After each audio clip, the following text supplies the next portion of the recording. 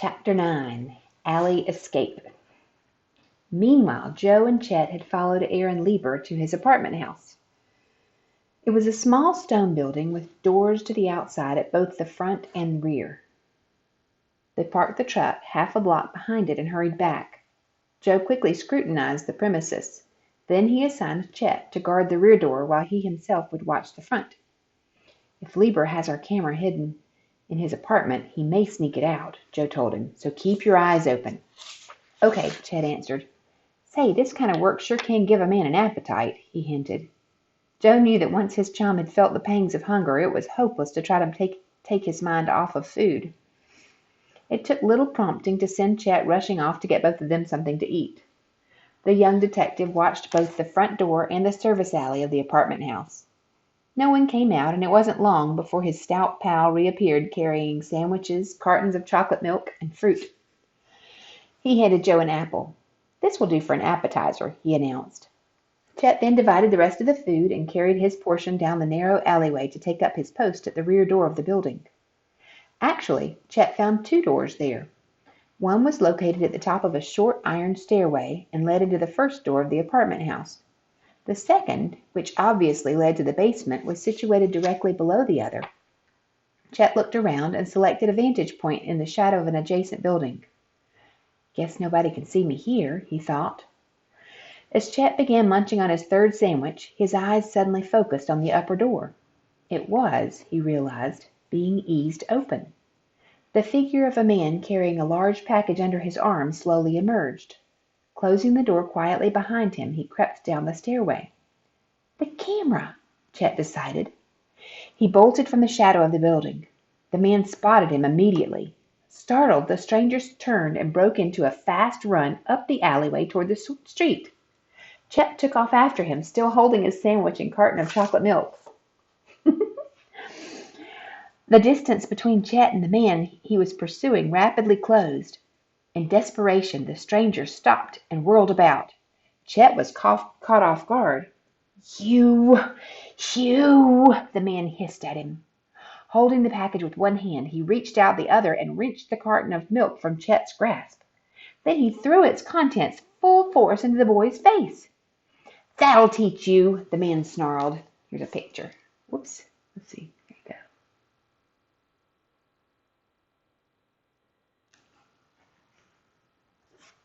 Chet was blinded by the deluge.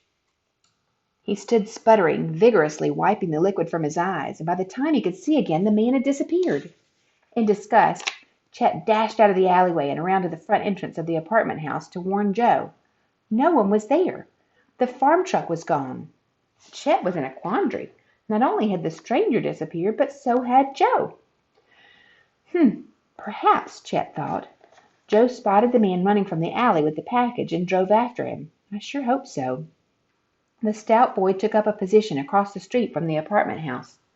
From there he could watch for Joe and guard the front of the building at the same time. The only people he saw come out were two women carrying small handbags. He observed nothing suspicious. Finally, Joe pulled up in the truck and hopped out. Chet ran to meet him. "I was beginning to worry," said the plump boy. "Where did you go?"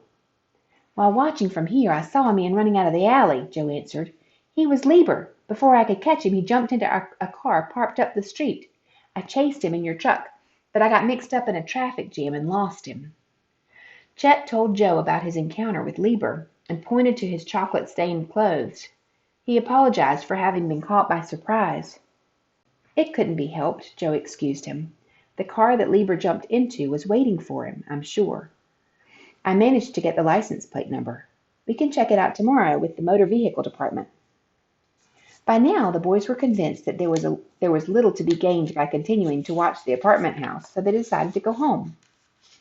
"What do you think Lieber was up to?" Chet asked as they rode through the Bayport streets. "I don't know," Joe responded, "but whatever it was, he certainly wasn't wasting any time." "Do you think that was the camera he was carrying?" Chet questioned. "Yes, some pal might have sneaked it from the airport to Lieber's place. We have no proof, though." Chet stopped at the Hardy's house and dropped Joe off. Then he sped for home, his face beaming with anticipation of the hearty meal he knew would be waiting for him. Joe was about to enter the house when he saw Frank turn into the driveway. "Hi!" he called. "Did you just get back?" Frank asked as he climbed out of the convertible. "Yes. Did you have any luck following Zimm?" "Enough to make me more suspicious of him," Frank replied. "I'll put the car in the garage and then let's talk." In a few moments the boys went into the house. Mrs. Hardy and Aunt Gertrude were relieved to see them since it was so long past dinner time. "You must be starved," Aunt Gertrude remarked. "And besides, the food's half ruined standing here for over an hour." Mrs. Hardy smiled. "I don't think the boys will mind." The boys did not mind. They found the roast lamb, mashed potatoes, peas, and strawberry shortcake delicious. All the Hardys laughed over Joe's description of Chet's encounter with Lieber and the chocolate milk. After dinner the brothers joined their father in his study. Frank was the first to tell his story, then Joe. Mr. Hardy listened with great interest. "You say the man who knocked you down wore a mask?" he asked Frank. "Yes, and if he was a ghost, he was a pretty solid one. By the way, Peterson has asked us to find the ghost. Shall we take his case?" Mr. Hardy thought for several seconds before answering. "Yes, take it. This so-called ghost seems to bob up a good deal. He's worth pursuing." The detective and his sons also agreed that the mysterious behavior of Zimm and Lieber could not be coincidence. It must be linked with the case, and the two were working together in some sinister plot. Mr. Hardy warned his sons that they should be extra careful. "If Zimm and Lieber are involved in the platinum thefts and think you suspect them, they may make it sticky for you." "We'll try not to flub again," Frank promised. "What do you plan to do next?" their father inquired. "I'd like to drive out to Zimm's house tomorrow morning," Frank replied, "and investigate the area. We might be able to come up with a clue or two." "Good idea. I'll keep on investigating at Stanwhite itself." Early the next day Frank and Joe drove to Zimm's house and cruised slowly past it.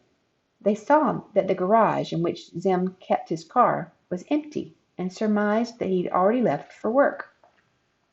The boys parked their car on the next block, then walked back toward the house.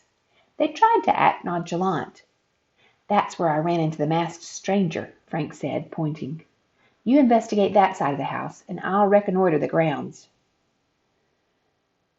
Frank scanned the premises carefully, inch by inch. He saw the area of ruffled grass where he and the masked stranger had tumbled in their struggle. Unfortunately, even his trained eyes failed to detect a single clue. As Frank continued the examination, his brother suddenly spotted something which startled him. "For Pete's sake!" Joe exclaimed.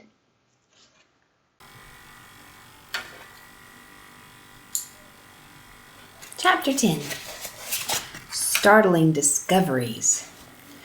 Frank rushed over to Joe. His brother was staring at something in a flower bed. Frank glanced down and was astonished at what he saw. There, deeply impressed in the soft dirt, were two footprints. The instep of the right foot was narrower than that of the left. The prints appeared to be duplicates of those the boys had discovered in the concrete floor at the Stanwhite hangar. Clint Hill's footprints! "What do you make of it?" Joe asked his brother excitedly. "Could Clint Hill be alive?" "The reports certainly don't indicate it," Frank replied. "But if he is, why would he be sneaking around like this?" "I wonder if the whole thing is a hoax," Joe said. "Maybe Lance Peterson is using us to cover up a crooked deal he and Hill are involved in. They feel safe because they didn't count on our picking up the footprint clue in the hangar. Someone tried hard to keep us from seeing the prints. Maybe it was Hill himself." Puzzled, the boys decided to have another talk with Peterson. As they were about to leave, a window in the house was flung open and a window in the house was flung open and a woman poked her head out. "What are you doing here?" she shouted. Startled, the boys looked up. "We wanted to see Mr. Zimm. Is he at home?" Frank replied coolly. "Then why didn't you come to the door instead of prowling around out there?" demanded the woman in a rasping, unpleasant tone. "I'm Mrs. Zimm. What do you want with my husband?" The Hardys realized they could not reveal to Mrs. Zimm their reasons for being there. Perhaps she was in the plot with her husband. On the other hand, she might not know anything about his mysterious behavior, nor have heard any talk about Clint Hill's ghost. In that case, the boys did not want to upset her. "We're working on a job for Lance Peterson," Joe ad-libbed, and we wanted to ask Mr. Zimm some questions." "He left for work about an hour ago," his wife said indignantly. "Then we'll see him there," Frank told her. She demanded that the boys leave at once. Glad to get away, they didn't argue, and returned to their car. Frank started for the stand-wide hangar. "I could see by her face that Mrs. Zimm didn't know whether to believe us or not," Frank commented. Joe agreed. "I hope that when she tells Zimm we were here, it doesn't put him on guard." "It won't make much difference one way or the other," Frank observed. "Either Zimm knows we suspect him of something, which means our prowling around wouldn't surprise him, or else he might really believe we came out to ask him some routine questions."